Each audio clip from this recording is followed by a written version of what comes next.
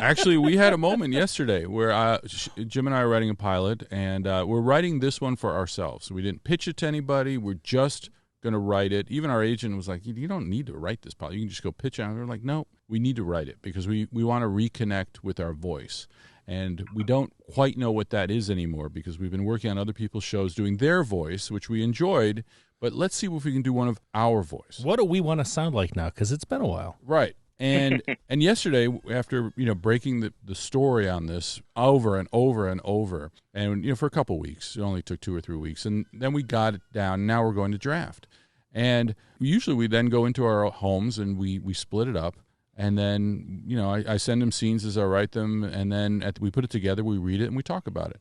This time, we said, we're going to write a few scenes, then we're going to look at each other's work, and we're going to talk about it as we sort of course correct as we go. Because we don't know what we sound like. And we need to figure out what the characters sound like, but also we need to sound like, figure out what we sound like. And I was writing yesterday, and I was trying to describe something, and I made myself laugh. But it wasn't even a dialogue. It was just a description of a place. And what Jim and I decided was we're going to write too big. We're going to write a little too much, like a Spinal Tap reference. We're going to turn it up to 11, and then we'll tune it back because a lot of times I feel like it's just the facts, ma'am, and then you end up a little dry. You end up kind of like without a soul. And then the next draft, you're like, all right, I got to put some verve into this descriptions and all that. And I thought, let's just start it.